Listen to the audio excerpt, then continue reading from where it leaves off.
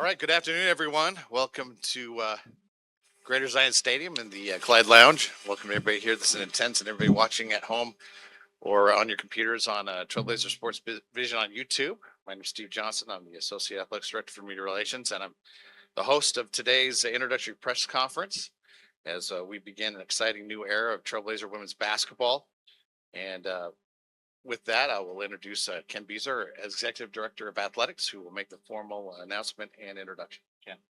Thank you, Steve. It's good to see everybody here, and thank you for coming out. This exciting new era, new chapter in our women's basketball program, one that we're looking forward to getting going. And it started yesterday for him, even before we even had the name on the dotted line, as he's recruiting. As you know how the transfer portal goes, we have a roster to build. But excited to announce Coach Adam Wardenburg as our new head women's basketball coach at Utah Tech University. Before we turn the microphone over to him, I'd like to bring on the process that got us to where we're at. And if you've ever been in any type of process when hiring a high profile head coach, you understand that it's pretty intense.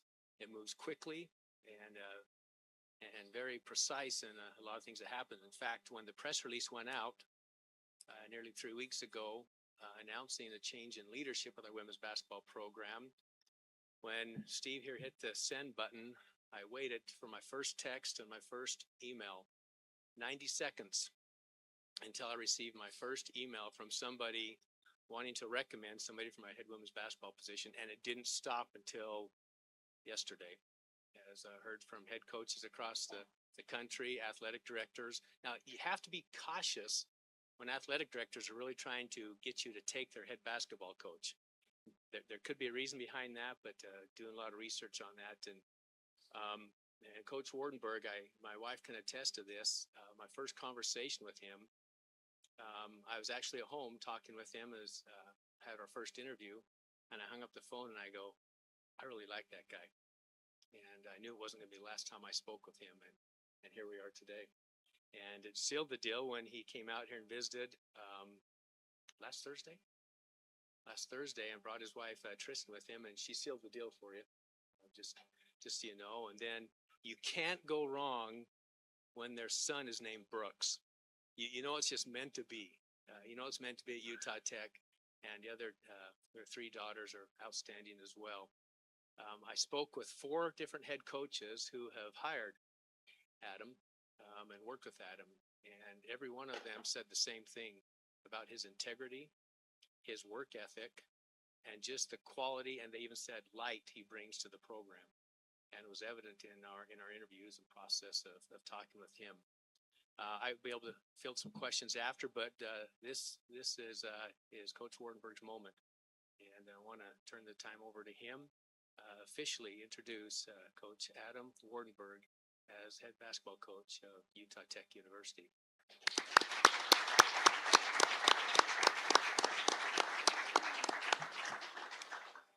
First of all, I'm thrilled to be here. And as Ken has already stated, I started this process of building a roster and building a staff, from the second that Ken offered me the job, and I couldn't be more excited. But I would like to thank President Smead, first of all, for this opportunity, and Athletic Director Ken Beezer, and all the other administration that's helped me along the way. But most importantly, would love to thank my wife and my 3 beautiful daughters and my son for allowing me to do what I love. I couldn't be more thrilled in this full circle moment to be the next head coach here. We moved to St. George when I was my son's age, and now he gets to experience what I did when I grew up and fell in love with the game of basketball. And all of my kids get to do that same thing. I told myself my goal was to make my mom cry, and here I am shedding a tear, right? But I couldn't be more excited. St. George and Utah Tech is such a special place. Anybody who's been here knows that. And I'm so excited to build this program in the way that I know it's supposed to be. I'm going to assemble a roster who's going to work hard just like everybody in this community has. I'm going to build a roster that is going to play basketball together as a team the way that I know it's supposed to be. I'm going to build a roster that is kind, caring, and loving, and will love their teammates every single day. Something that I know this community will be extremely proud of. And I'm going to build a staff that was representative of me as well in this university. Utah Tech is a hidden gem to those who don't know it. And I couldn't be more thrilled about that. But most importantly, I'm excited for my players to be a part of my family and my family to be a part of their lives, because they are just as important to this process as everything. And I'm going to pour my heart and soul into them, make them as good of a basketball players as they've ever been, make them believe in themselves more than they've ever believed in themselves before. And my hope is that the community embraces that as well. Because St. George was built on that. The power, the strength, people working hard together. And that's exactly how our team's going to be built. We're going to have a championship culture. And we might not win the Big Sky Championship every single year, but we're going to be right there. Because our kids are going to play together, our staff is going to be together, and we need the community support that shows that and is representative of that. But I couldn't be more excited about it, and kind of going back to my life, right? I grew up running around Burns Arena, stealing drinks from the old booster club and playing hide and seek in the stands and running around the locker rooms and all that. And what I learned from all that and everything, about the old junior college years, how special the community could be, right? It made a 5-year-old fell in love with this. And my hope is that you guys embrace that as well and come and support us, because we're going to play a fun brand of basketball. And we're going to play hard defensively. We're going to communicate. We're going to fly around. And offensively, we're going to shoot a lot. And our players, they know, I've said it to all of them, skill development every single day. We're going to finish at the basket. We're going to shoot our shots when we're open, and we're going to play together. But again, couldn't be more thrilled about this. I'm so excited for this opportunity. And go Trailblazers, right? Here we go.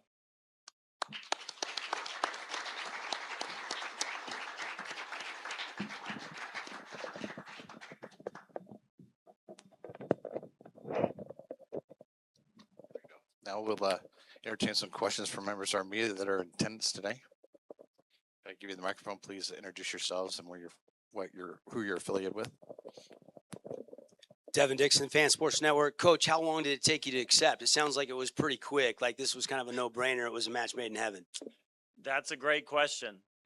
When you get offered a job like this, you always want to be like, well, I'm going to, let me talk to my wife and, I got to do all this. And I was like, well, no, I'm not even going to do that. Like, Ken, I'm in. Just tell me when I've got to be there.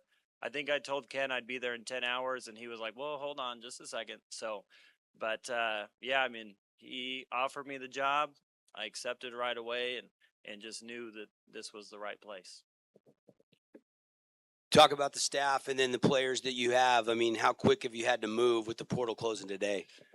Yeah. Oh, extremely quick. In fact, so I've got one assistant that's on the way, and I'll introduce her at some point. And but we have visits set up for tomorrow, Thursday, Saturday. I think there's another one coming on Friday. It's extremely quick, but part of it though is finding the right kids that I know are a good fit for this place. I told some of my coaching mentors, I'm not going to just go and offer a kid just for kicks and giggles. They're kids I know. They're kids I'm familiar with. They're kids that some of my best friends in the coaching world have coached and have vouched for. And, I'm not going to just bring in a random kid just because I need a roster. I'd rather go to battle with 6 kids that I know are going to play how I want to play and how, we're going to play together than 6 kids that are, separated from each other and destroying what I want to build. Coach, just to follow up on that, Eric George Gould, St. George News. What will be your recruiting pitch to athletes, not only here in St. George in Region 9? We have several good high school players here that are obviously from St. George and interested in Utah Tech, but also players from around the state of Utah. What will your pitch be to them specifically? A couple different pitches, if I'm being honest. Number one, and I hope I don't offend anybody with this comment, but everybody in here, where does your family go on vacation in the state of Utah? Right? That's number one. Okay. This is a beautiful place. Number two, just look at the school and the community, right? Everything that most people want to do, you can do in this town. This is a town that the players of the families will want to come and visit, right? Who wants to go into a snowstorm in the middle of January when you can go play a round of golf, out at a Black Rock golf course, so those are some of the recruiting pitches, but the main one that I've been giving players right now is we're a blank canvas. We're a blank slate, right? We have 3 players on the roster currently, and all we have is this opportunity to build this program from the foundation up. We get to lay every single brick how we want it to be built. And that is such a great opportunity for recruits. And there's no culture, right? There's no anything. It's going to start from day one with our players in the weight room, in the classroom, on the basketball court. And so that's kind of the main pitch that we've given to recruits is come and help us build this into a championship level program from the start. We don't need to restart anything. It is the beginning. And then my second question is about your background. You coached the Air Force Academy. I'm from Colorado, so I'm familiar with the Zoomies and the cadets and their kind of teams that they got out there. Yep. I wonder, what are your thoughts about? It's obviously going to be a very different style of player you'll be recruiting and coaching here at Utah Tech. Yeah. What do you think you can learn from a really disciplined school like the Academy and translate that into a successful tenure here at Utah Tech? Yeah. No. I loved my time at the academy, and I like to joke around. People have never coached basketball until you've coached at an academy school. People don't understand what that means when I say it, but the kids there are special, and special in a great way, right? You want the leaders of our country to be special, right? And so I learned a lot. Hard work, dedication, the ability to handle lots of different things that are going on. The kids there are such high academic kids, but they also know, what they want, and they have a future, right? And so applying a lot of those lessons to our kids about discipline, hard work, dedication, what it means to play hard all the time. If I can get our kids to play half as hard as we did, we're going to be unbelievably good. We went into every game as the least talented team in America. We didn't have one kid over 5'10" on our roster. People don't believe me when I say that, but we didn't. But our 5'9" starting center led the country in offensive rebounds because she just outworked everybody. We won 31 out of 33 tips this year with the 5'9" kid jumping. And most of the time she was 7-8 inches smaller than the person she was jumping against, right? And my wife will laugh at this. Part of it's because she held the other girl's arm down. But, my point in saying that is we outworked everybody. We were in, without lack of a better saying, right? We were in a gunfight with a knife. But we were unbelievably competitive. And we could take that right now, right? I know and I understand we're a little behind in terms of building this roster, but if we can win more games in 2 years than we ever did at the academy with a roster that was, never as good as the opponent, I love my chances here. With just Ellie, for example, who's 6 feet tall, she would have been our tallest player, but yet she's going to be, middle of the pack here. So if I can get a kid, 7 inches smaller to make a layup, I think I can help Ellie with that, right? So you're welcome. Hi, Coach. Annie Hey. Meerbrook with Sun News Daily. With the move to the Big Sky Conference, how do you prepare to help the team go into that new level of competition? That's a great question. It's going to start in the weight room, right? Getting our kids a lot stronger than what they're used to, right? The Montana schools, Idaho, Idaho State, like they're all just unbelievably big. Northern Colorado in the league, they're huge, right?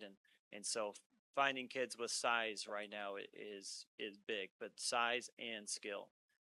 It's just a huge step up from the WAC. A lot of those teams are established. They've been established for almost 100 years or even more.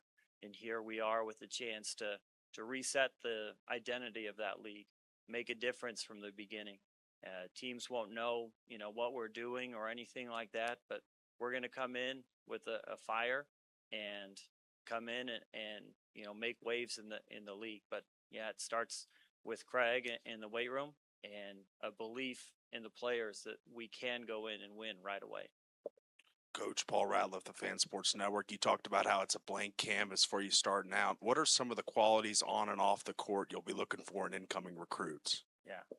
Number one is the first thing I ask a coach that recommends a player is, do they work hard? How much time do they spend in the gym? Our plan every single day is 20 to 30 minutes in the weight room and then 20 to 30 minutes of skill development every single day. And that's before we even get into team stuff, and try and be efficient with our team, but really just trying to set that tone from the beginning. And hey, this is exactly what we want to do.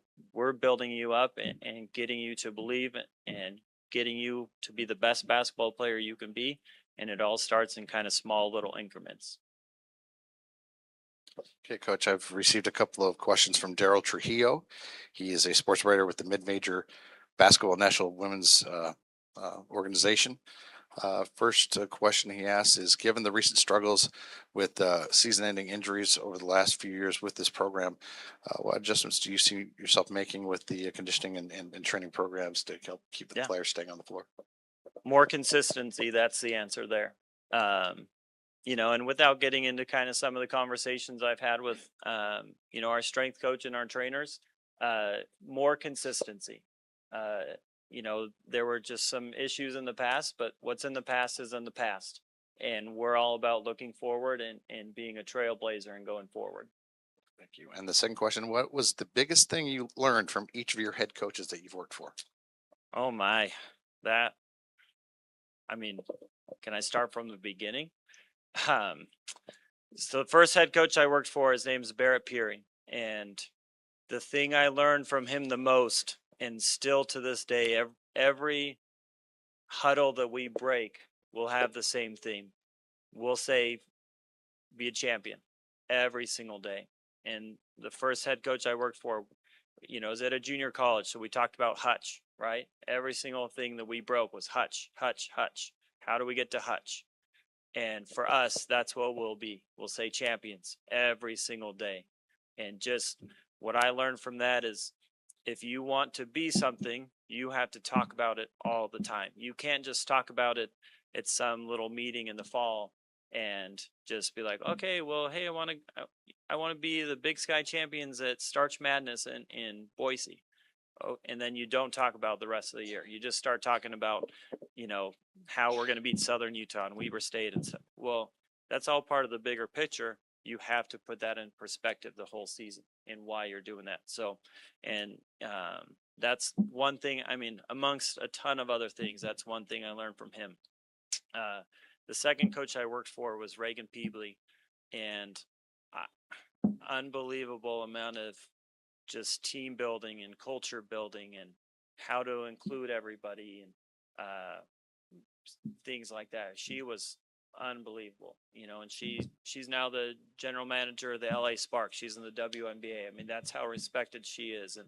And she always just sat me down and showed me film and really kind of taught me that it didn't matter what spot you are on a staff, everybody has an important part in the role. And it didn't matter from player 1 to player 15. She treated everybody the same. So That's what I learned from her.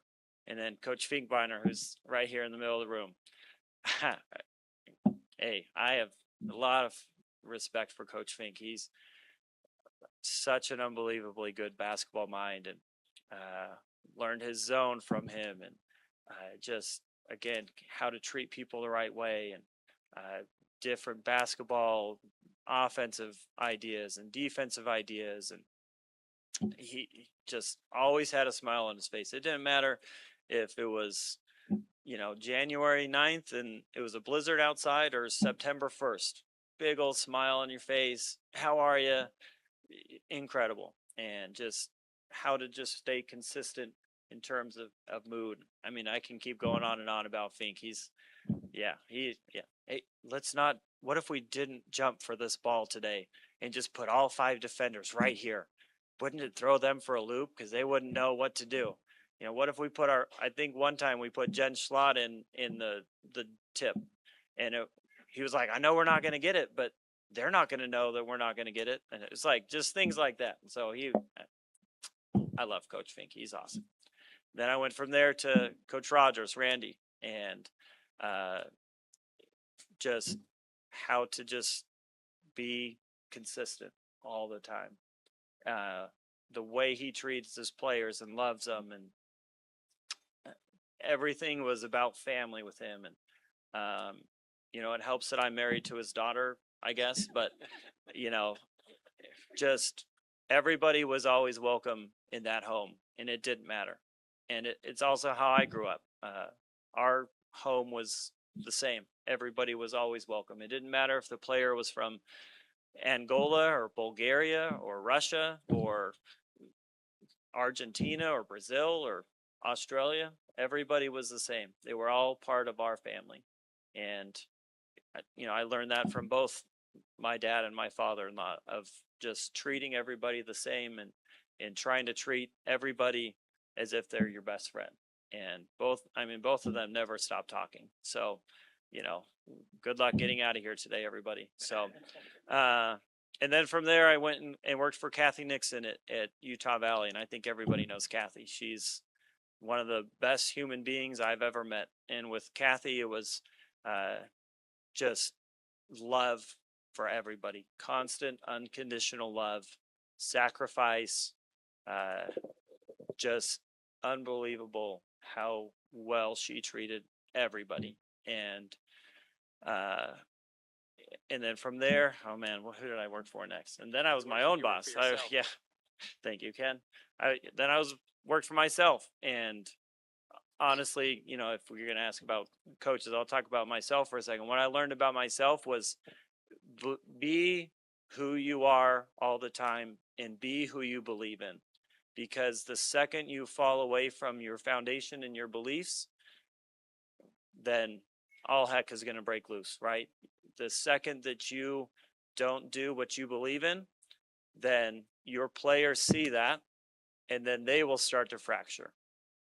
But if I am who I'm supposed to be all the time, then they will be who they are supposed to be all the time.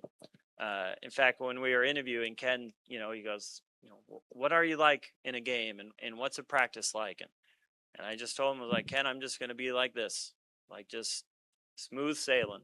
Because our kids have got to know, no matter what, if we're down by 25 or up by 25, we've still got to play hard. We've got to play together. We've got to play a brand of basketball that everybody's proud of. And we've got to be connected just like every champion is at all times. And so that's what I learned from myself. And then I went and worked for Dan Nielsen back at Utah Valley. And you know, what I learned from him is just about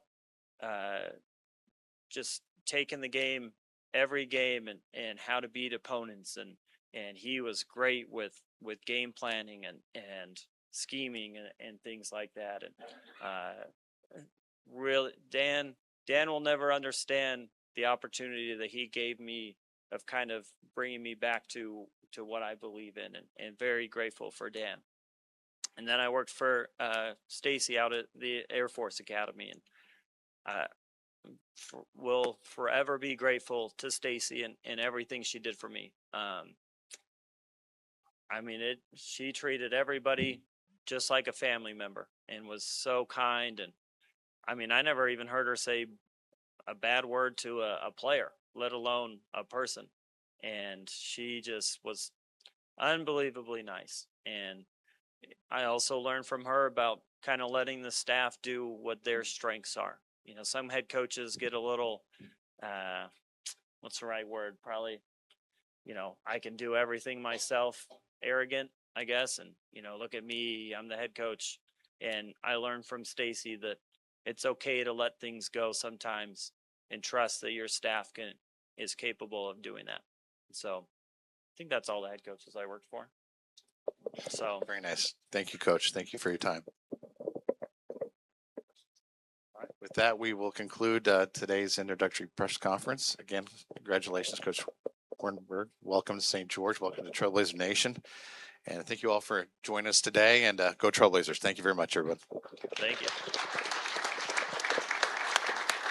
You have a jersey?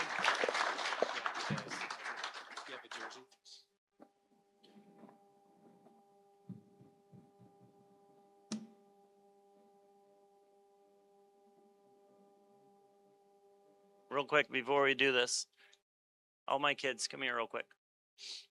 Hurry. Just so you guys all meet my family. This is my oldest daughter, Blakely. She's 13. She's a pretty good little basketball player, a little hooper, and started flag football recently, but she's a blast. She's very friendly. I'm most proud of her because of what she just the friendships that she always has. She includes everybody. She's incredible. This is my 10-year-old Emery. She is a pretty good little gymnast, also an elite point guard. If you ever get to watch her play, she's awesome. She she screams at the top of her lungs, like she'll just be like motion, and it's really fun. A lot of little 10-year-olds when they're playing are just like motion. So, but she's awesome and kindest heart, and she just loves everybody. So, and then this is little Indy.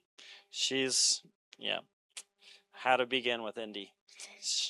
To put things in perspective, my proudest moment as a father was with Indy Girl.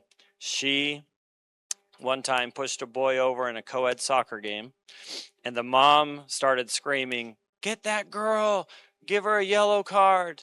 And I'm sitting there going like, "Get your boy tougher. Like, what is your problem?" Like, so that kind of puts things into perspective for my Indy. She's very feisty, but extremely loving. She'll drop anything to do it, and she'll be your best friend if you let her. And then little Brooksy, Brooksy boy, he's there for a good time, Just trains, right? We like trains, trucks, pretty much anything that moves, he's all for it. So it doesn't matter what kind of train it is. And then obviously couldn't be more just happy with my wife. Yeah, I don't want to tear up again. So she does everything, and anybody who's a coach knows you can't be who you are without your spouse. And our kids are going to love her cooking, or the players. My kids are too picky, but our players will love her cooking. She'll be around, and I like to tell people the best thing about my wife is when I'm in a game, I literally I don't hear a thing, and not one thing. And I'm sorry, I forget what his name is, but he told me he's extremely loud and is going to yell at me all the time. And I said, in my mind, I was like, the only person I ever hear is this one. And it's, I'll get home at night. The worst thing you could ever do, by the way, if you want to get into coaching, is marry somebody whose parents are also coaches, right? That knows the game, because she'll be like, why did Brooks miss this shot? And why did Emery do that? And I'm like, you know what? I told Emery to turn it over there at the end, or I told, Blakely to miss that shot. So, but no, forever grateful to Tristan. But yeah, our family, again, like I said at the beginning, this is me when I moved here the first time, and couldn't be more thrilled to be here. So thank you guys. Stand up. You can have me in the middle here. Oh, cheers, some photo ops. not a coincidence. He is the 6th head coach in our NCAA era. So congratulations.